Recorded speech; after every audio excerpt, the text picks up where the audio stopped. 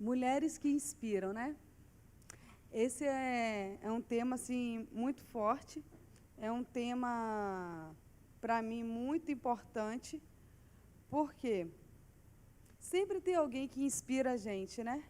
Às vezes é o pai, é o avô, é o tio, é uma professora, é uma amiga, mãe, avó, enfim, sempre tem alguém que inspira a nossa vida. Mas hoje, em especial, eu quero falar de duas mulheres que foram uma fonte de inspiração na vida de Timóteo, que foi a sua avó Lloyd e a sua mãe Eunice. E às vezes Deus, ele coloca pessoas em nossas vidas para que a gente também faça a diferença na vida delas, ou alguém também fazendo diferença em nossa vida. Ou seja, ninguém passa por aqui por acaso. Eu não estou aqui sem propósito, você não está aqui sem propósito. Às vezes a gente fica assim se perguntando, qual é o meu chamado? O que é que Deus quer de mim? Tenha certeza de uma coisa, Deus tem um propósito na sua vida. Você é uma inspiração para alguém. E não estou falando isso no sentido de uma autoajuda para você sair daqui bem. Não, isso é um fato. Deus, ele não fez ninguém por um acaso. Em primeiro lugar, ele nos fez para o louvor da sua glória, para que o nome dele seja glorificado, para que ele se revele através de nós também. Por quê? Nós somos feitos à imagem e semelhança de Deus. Logo, nós também somos uma representação, vamos dizer assim, do que Deus é. Lógico que nós temos as nossas limitações e Deus é um Deus ilimitado. Se a gente conseguisse limitar Deus em tudo ou em alguma coisa, ele não seria Deus. Então, pelo fato dele ser Deus, ele é ilimitado. E hoje vamos falar sobre essas duas mulheres, né, a Lloyd e a Eunice. Elas são duas mulheres que a gente quase não ouve na Bíblia. Eu tive até uma certa dificuldade de falar sobre elas. Na verdade, eu escolhi falar sobre elas devido a uma devocional que eu fiz e me chamou muita atenção a vida delas, mesmo sendo bem resumido. Mas elas fizeram uma diferença enorme na vida de Timóteo. Elas foram mulheres que simplesmente mudaram a história dele, não, mudaram a vida dele, através da palavra de Deus. Elas gastaram tempo, elas investiram tempo na vida dele, ensinando as Escrituras Sagradas. Timóteo, ele era filho de uma mulher judia, que é a Eunice, e seu pai, ele era grego. Está registrado em Atos 16:1, não está aqui na projeção, é só uma citação mesmo. E ele, em essência, né, mais para frente, a gente vai ver o que Deus fez na vida dele. Vamos abrir o texto em 2 Timóteo, capítulo 1, no versículo 5. 1 Timóteo.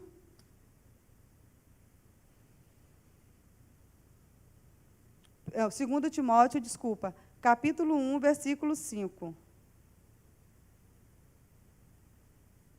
Que fala assim: pela recordação que guardo de tua fé sem fingimento, a mesma que primeiramente habitou em tua avó Lloyd e em tua mãe Eunice, e eu estou certo de que também há em ti.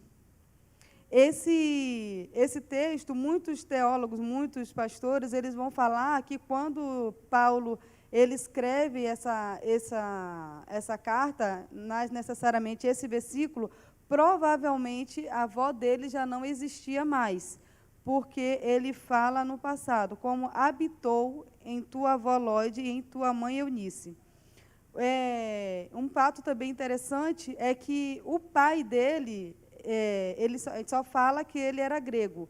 Nós não temos nada assim confirmando de que ele chegou a se converter, mesmo tendo esse exemplo que era a Lloyd, a Eunice e o próprio Timóteo. A Bíblia, não, pelo menos eu não achei em nenhum lugar falando de que seu pai se converteu, mas sim das mulheres extraordinárias que passaram pela vida de Timóteo.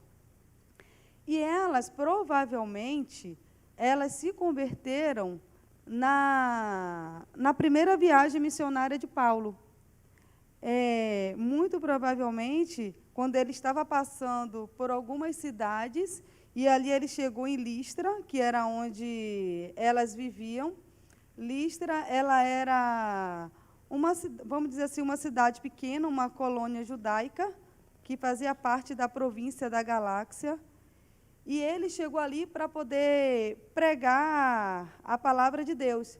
E quando Paulo ele sai para poder fazer essa primeira viagem missionária, ali mesmo ele já teve dificuldade para poder pregar o evangelho. Dificuldade que eu falo assim, através da perseguição. Ali mesmo ele já foi perseguido, ele foi apedrejado. E interessante que algumas pessoas, né, acompanharam Paulo nas suas viagens. Inclusive, tinha um jovem também que iria acompanhar Paulo, que foi o jovem João Marcos. Só que no meio vamos dizer assim, dos preparativos, eu não sei se ele chegou aí, mas eu acredito que não. Ele desistiu. João Marcos talvez ele tenha ficado com medo, ou talvez ele não estivesse ainda preparado para poder suportar tudo que viria pela frente, porque Paulo mesmo falava, né, que o esperava por ele eram os açoites, era a perseguição. Então, alguém que se lança para poder para poder levar a palavra de Deus, a pregar, ela sabe que não vai ser fácil. Às vezes a gente vê a igreja cheia e acha que é fácil, mas só quem está dentro da igreja, quem está no corpo de Cristo, sabe o quanto é sofrido ainda levar a palavra. Não sofremos aquela perseguição que eles sofriam no passado, dos açoites, das prisões, mas é difícil você ter uma vida cristã, é difícil você ter uma vida de renúncia, porque seguir a Cristo é renunciar a nós mesmos, é carregar a cruz dia após dia, como a própria palavra fala. Quem prega um evangelho fácil e barato é porque ainda não entendeu o verdadeiro sentido ou significado do evangelho. Porque o evangelho é isso, é completar as aflições de Cristo. E a gente sabe que para poder você conseguir a vitória, não é fácil. Quem está em um campeonato, por exemplo, eles passam por diversas dificuldades. Tem um treinamento puxado, tem que acordar cedo, tem que ficar restrito a algumas alimentações, a alguns lugares. Talvez tenha uma festa, uma comemoração que ele quer muito estar presente, mas ele pensa, eu tenho que treinar, eu tenho que estudar, para poder o quê? No final, ele conseguir conquistar aquilo que estava previsto. A mesma coisa é o Evangelho. Nós temos que sacrificar o nosso eu, sacrificar a nossa carne, sacrificar muitas coisas em prol daquilo que nos espera, que é muito melhor, infinitamente melhor do que temos aqui na terra, que é a vida eterna, que é a salvação, que é morar com Cristo. Em Atos 14,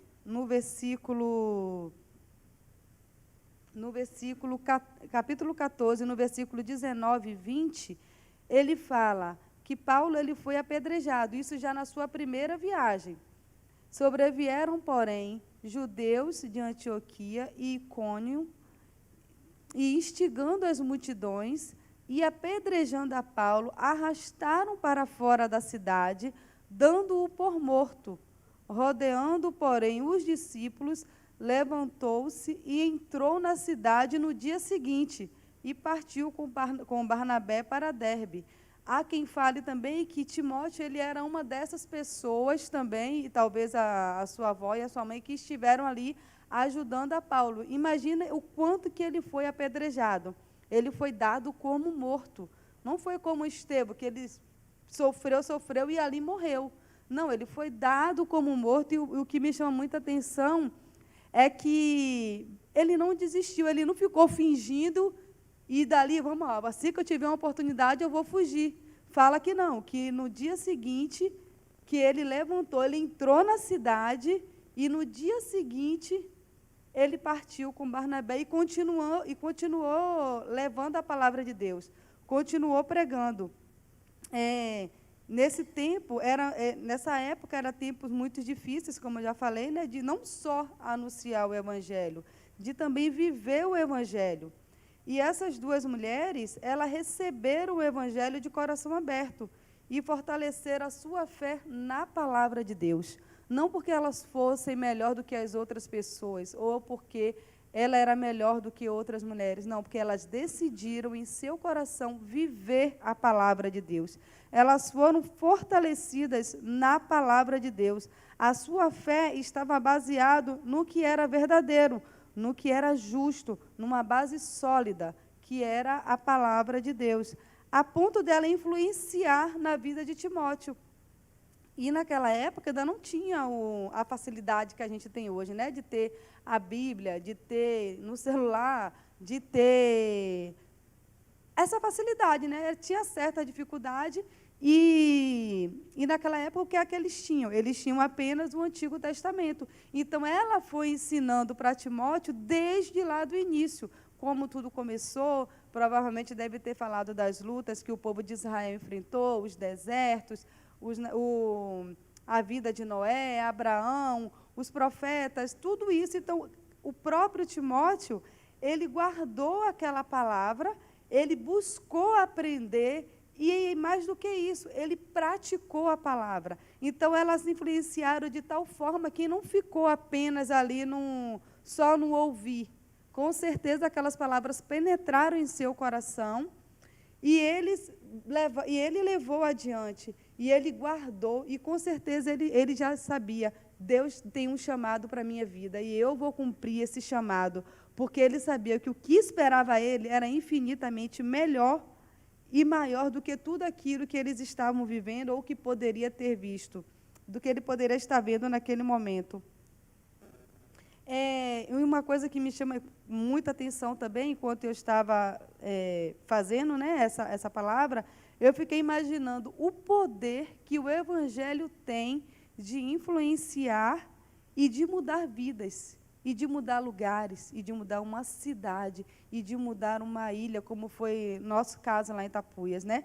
Quando eu fico assim, às vezes, imaginando como que era Tapuias antes de chegar o Evangelho e como ele se tornou. É como se tivesse uma foto preto e branco antes. E quando o Evangelho chegou, ele chegou para dar cor, para dar vida, para dar beleza àquele lugar. Por mais que a gente olhe e veja uma beleza natural, mas espiritualmente era feio. Éramos cegos, estávamos mortos em nossos delitos e pecados, como a Bíblia fala, né? E lá em Tapuias, quando o Evangelho chegou, parece que transformou tudo. E engraçado que Deus, ele é tão poderoso que ele não escolheu transformar vidas apenas de quem recebeu e aceitou o Evangelho. Ele chegou e mudou todo o lugar. Ainda aquelas pessoas que você olha assim, poxa, está aqui há tantos anos, ouve a palavra há tantos anos e ainda não se converteu. Mas ainda assim você consegue olhar e dizer, mas é diferente, né? Quando você chega aqui e vê fulano de tal, como é diferente. Eu lembro que quando a gente se converteu lá, que foi entregue a uma igreja batista lá na cidade de Cairu, aí eu lembro que chegaram a contar quantas pessoas tinham se convertido. Se eu não me engano, tinha em base de umas 30, 34 pessoas. Isso contando todo mundo. E logo depois de algum tempo, alguns jovens começaram a se afastar do Evangelho. E você via que eles estavam, e a gente via que estavam afastados do Evangelho, mas parecia que, de alguma forma, o temor do Senhor ainda estava no coração deles. Que você imaginava, pronto, agora afastou, vai fazer tudo que não fazia antes. E Tapuias, quando eu era criança, eu via como que era uma ilha muito pequena, como é hoje ainda, e como tinha tantas coisas erradas, tantas coisas assim, da própria, até mesmo da prostituição, da bebedeira, das brigas, e você olhava assim, você não imaginava que tinha tudo aquilo, por ser um lugar tão pacato, tudo quietinho, mas espiritualmente tinha algo muito forte naquele lugar. E aos poucos o Senhor foi transformando e está transformando até hoje. Não quer dizer que está 100% transformado, mas quem passou por lá sabe quem era Tapuias em 1990, talvez, 91, por aí, e como é hoje. Aí você pode falar, mas também foi lá nos anos 90, está em 2022, tinha que mudar. Não, gente, é mais do que isso. É uma transformação espiritual. E nós cremos que ainda vamos ver muito mais do que isso. E Timóteo, a mãe de Timóteo, no caso, né, ela teve uma rede de apoio, que foi a Lloyd, né, a avó. E é muito importante a gente ter essa rede de apoio, ter alguém com quem contar. Você ter uma avó para contar, para ajudar com seu filho, você ter uma Dinda, você ter uma tia, uma irmã, uma amiga, um pai, alguém que você possa contar. É como fala, né? Ninguém é uma ilha. A gente sempre vai precisar de alguém para nos ajudar. Não só para poder, olha aqui meu filho, quanto eu vou fazer. Não, é de aconselhar. Vai ter momentos na vida do Enzo que eu e Elias, a gente não vai conseguir chegar, mas vai ter uma outra pessoa, um Ian, a Tissa, alguma pessoa daqui da igreja, ou alguém que a gente ainda vai conhecer futuramente, que vai chegar para ele e vai dar um conselho que talvez ele não queira ouvir da gente. Ah, mas como assim? Vocês estão ensinando a palavra de Deus? Sim, mas acontece que ele também é uma pessoa.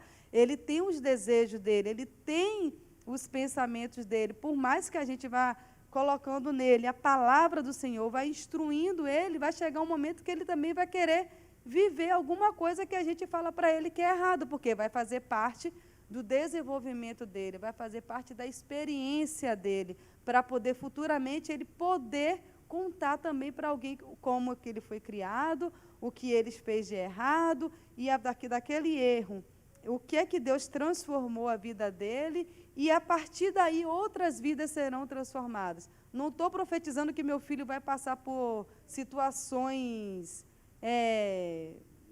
difíceis, não, mas eu estou dizendo que ele é um pecador como eu e você, e como todo pecador vai cometer pecados, mas ainda assim, o que é que eu tenho que trabalhar nele? O temor do Senhor. Volte-se para sempre, sempre com seu coração temente a Deus, porque sem Deus nada somos. Sem Deus a gente não consegue nada, a gente não é nada. E em 2 Timóteo também, 3, no capítulo 3, no versículo 14. Deixa eu ver aqui.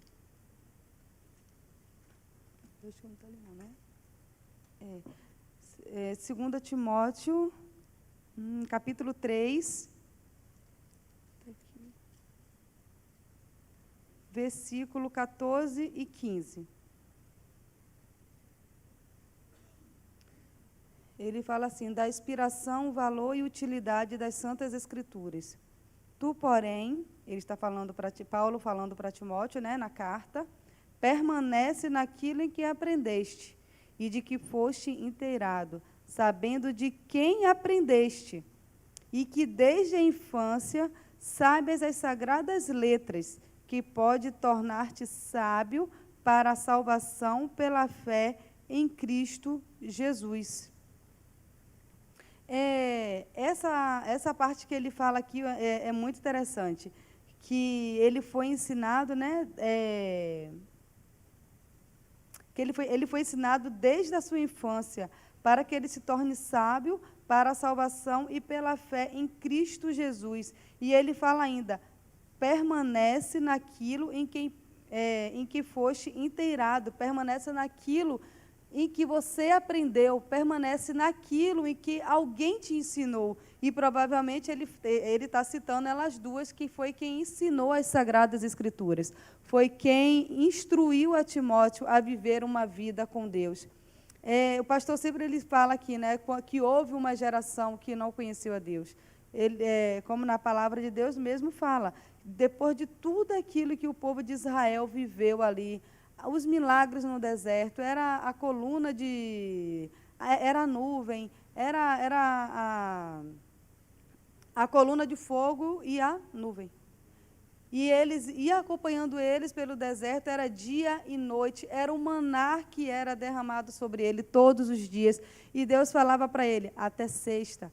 E eles iam lá, e não precisa pegar para o dia seguinte. E eles iam lá e pegavam. E não precisa pegar de sexta para sábado, porque eu vou suprir. Eles iam lá e pegavam. E ainda assim, Deus ia se revelando para aquele povo. Mas, apesar de tudo aquilo que eles viveram, aquela geração, né, morreu, veio uma nova geração e que não sabia nada daquilo que eles tinham vivido, não sabia de nada daquela provisão de Deus, que Deus resgatou eles de lá do Egito com mão forte, que Deus fez eles passarem por um deserto, das provisões de Deus, dos milagres que Deus havia feito, e essa geração não sabia de nada, era como se estivesse dormindo, era como se, sabe, que talvez aconteceu alguma coisa na vida dos teus avós, dos seus bisavós, que você nem sequer ouviu falar, e você segue como se fosse a partir da sua mãe, do seu pai, ou a partir da sua avó.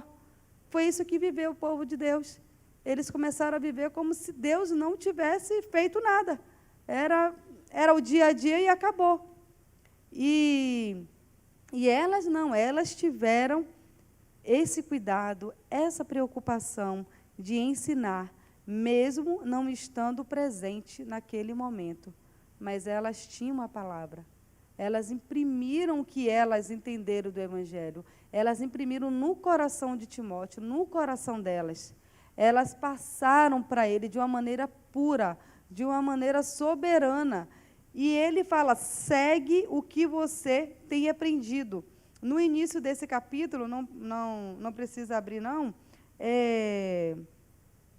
só acho que o primeiro e o segundo versículo de Timóteo 3 mesmo, 2 Timóteo 3, que ele fala assim, sabe, porém, isto, nos últimos dias sobrevirão tempos difíceis, pois os homens serão egoístas, avarentos, jactanciosos, arrogantes, blasfemadores, desobedientes aos pais, ingratos, irreverentes,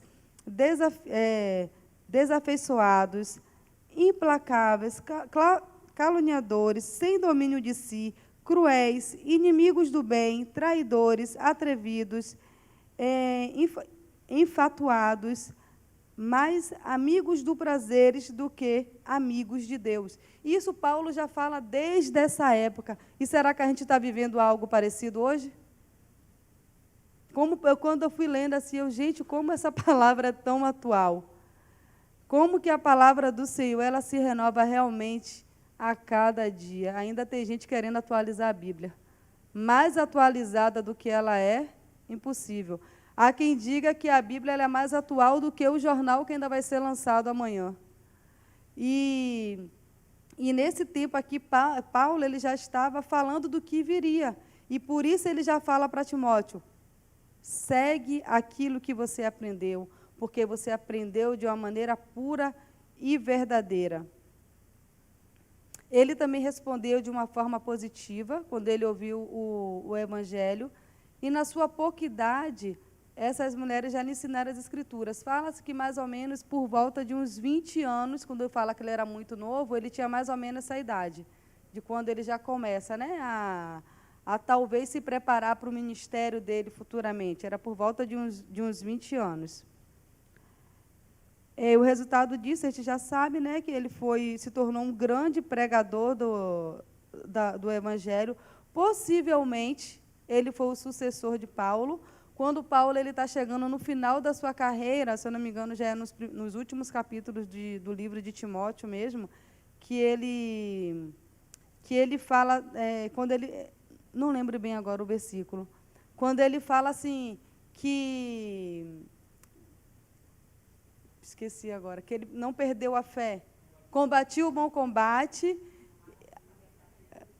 Isso aí. Nos primeiros capítulos, ele pede para alguém ir visitar ele, porque ele já está bem fraco, porque ele está preso, ele está numa prisão muito fria, e todos abandonaram ele. Todas aquelas pessoas que um dia caminharam com ele, cada um espalhou, cada um foi para um canto. E só quem estava com ele era Lucas. E aí ele fala, traz também o meu casaco que eu deixei na casa de alguém. Então, a Bíblia ela vai trazendo esses detalhes, porque era muito importante. Então, Timóteo, ele ia acompanhar Paulo. Na sua segunda viagem, quando Paulo ele retorna, né, talvez para aquela cidade, ele já iria fazer a sua segunda viagem missionária, ele já leva Timóteo. Na primeira viagem, quem ia com ele era o João Marcos. João Marcos viu que o negócio ia ficar sério, saiu fora, desistiu, e ele quis acompanhar na segunda. Barnabé chega e oferece de novo, não, vamos levar João Marcos. Aqui Paulo já fala, não, ele não vai. Aí a Bíblia fala que houve uma discordância entre eles, houve uma confusão, e aí deixou João Marcos de fora, tipo, se prepara para depois vir, porque não vai dar para você ficar desistindo e indo toda hora. E ele simplesmente leva Timóteo consigo, porque Timóteo já estava preparado para isso. E Timóteo, ele sabia do que iria vir com ele. Eu fiquei pensando, né? Como viver o Evangelho em dias difíceis, que foi o que eles estavam vivendo. E elas transmitiram mais do que uma educação moral e cívica para ele. Elas imprimiram nele a fé e o testemunho do que é viver uma vida pautada nas Escrituras. E ele teve o privilégio de acompanhar Paulo, de seguir com Paulo, de seguir na viagem. Eu acredito que Deus já colocou Timóteo com Paulo, fazendo essas viagens, como se fosse um estágio, né? Vamos dizer assim. Foi mais ou menos te preparando, ó, já vai sabendo o que é que você vai passar. Vai ter a perseguição, vai ter a prisão, vai ter o açoite, vai ter dias difíceis, mas é isso que tem. E Timóteo, ainda assim, mesmo sendo jovem, ele abraçou a causa do Evangelho. Mesmo sendo jovem, ele não desistiu, ele perseverou até o fim, a ponto dele assumir depois o papel de Paulo, né? Essa carta de Timóteo, 1º e 2º Timóteo e Tito, eles chamam de cartas pastorais, são cartas escritas por Paulo. Então, ele já foi instruindo aquelas igrejas de como seria o Evangelho. E é sempre assim, Deus sempre vai levantar alguém para poder seguir o Evangelho. Ainda que esteja desanimado, que esteja um líder desanimado, um pastor desanimado, Deus vai levantar nem que seja um, porque a palavra do Senhor ela não pode parar. O Evangelho ele não está morto, ele não está frio, ele não está sem sentido. A palavra de Deus ela é viva, ela é pura, ela é verdadeira. Nem que ainda vá nascer alguém, mas Deus sempre vai levantar alguém para dar continuidade ao Evangelho, a levar a palavra de Deus. E mulheres que nos inspiram são essas duas mulheres, né? E ela nos desafia a pensar como nós temos influenciado os nossos filhos, como quem é vó, como que você tem influenciado seus netos, quem é tia, como você tem influenciado seus sobrinhos, suas amigas, suas irmãs, qual tem sido o seu papel de influenciadora? Você está influenciando para a palavra de Deus ou você está influenciando apenas para uma vida profissional? Não estou dizendo que não vale, que não é importante, mas o que é que eu penso? Secundário, porque a palavra de Deus fala, busca primeiro o reino de Deus e as demais coisas vos serão acrescentadas. Não adianta eu colocar a minha carreira profissional na frente daquilo que Deus planejou para mim, porque não vai dar certo. Ou é Deus em primeiro lugar, ou simplesmente não dá certo. Ah, porque está me amaldiçoando? Não, porque Deus é primazia, porque Deus ele é o melhor. Ele precisa, Ele quer sempre o nosso melhor. Em que nós temos investido também na futura geração de homens e mulheres da nossa igreja? Como que nós temos investido? Quanto tempo nós gastamos com os nossos filhos a ter intimidade com Deus?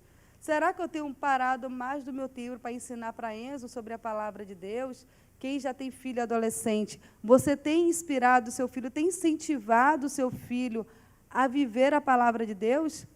Ou será que, às vezes, a gente fica assim naquela preocupação? Não, eu tenho que entender o meu filho, eu tenho que entender o mundo em que ele vive, eu preciso entrar nesse mundo para que eu não possa perder o meu filho de vista. Aí eles vêm com muitas filosofias que a gente sabe que não é da palavra de Deus, que não é da vontade de Deus, e a gente fica, pô, mas se eu não concordar, vai ter alguém lá na escola que vai concordar, vai ter alguém na faculdade que simplesmente vai chegar junto e vai dizer, não, é isso mesmo, ele vai começar a achar, meu pai e minha mãe não me entendem. Gente, eu acho que isso são coisas que talvez o inimigo fica até tentando tirar a nossa paz. A partir do momento em que a gente coloca a vida deles nas mãos de Deus, o que é que eu tenho que fazer? É eu ensinar o temor do Senhor, é eu ensinar a palavra de Deus. E, com certeza, a palavra do Senhor ela não volta vazia. Eu não preciso concordar com o que o mundo prega de errado para eu poder ter a confiança do meu filho. Eu tenho que dizer a ele, o que é errado, mesmo que todos digam que isso é certo. E o que é certo, mesmo que todo mundo diga que está errado. Não tem como a gente mudar aquilo que Deus planejou para nossas vidas, aquilo que Deus planejou para os nossos filhos. Só que a gente sabe que é difícil. Meu filho hoje só tem 3 anos. Eu não tenho uma experiência de um filho de adolescente na minha casa. Mas eu tenho sobrinhos nessa idade. E eu sei o quanto que meus irmãos passam perrengue, dificuldades para poder tentar colocar no trilho. E é difícil mesmo, não é fácil. Tem coisas que o próprio Enzo, ele argumenta com a gente que a gente olha assim, ele só tem 3 anos, como que ele vem me perguntar? Ele agora está com mania de a gente falar alguma coisa com ele, ele vai, depois ele volta e fala assim, mas por quê? Antigamente era só o porquê, agora tem um mais. Mas por quê? E às vezes você fica assim, o que é que eu vou responder? E aí a gente fica numa saia justa, né? Mas, mesmo assim, agradando ou desagradando, ele tem que saber a verdade. E ele tem que saber a verdade baseada na palavra. E não naquilo que é confortável para ele. E não naquilo que é confortável para o seu coração. Se tiver que fazer uma birra, que tiver que chorar, é melhor ele ser frustrado em casa com um não, do que ele ser frustrado futuramente, que vai ser do mesmo jeito, né? A vida está aí para isso. A vida não vai ser sempre flores, não vai ser sempre tudo certinho. Em algum momento a gente vai se frustrar. E ele vai ter que passar pelas frustrações da vida também, né? Então, vai começando desde casa, aprendendo em casa e sabendo que sempre ele vai ter o Senhor para poder perdoar, para poder buscar e trazer um novo sentido às nossas vidas. É isso, irmãos. Que nós possamos entender quem guarda a nossa casa, quem guarda os nossos filhos, é o Senhor. E nada, nem ninguém vai mudar os planos do Senhor. Amém? Amém, pastor.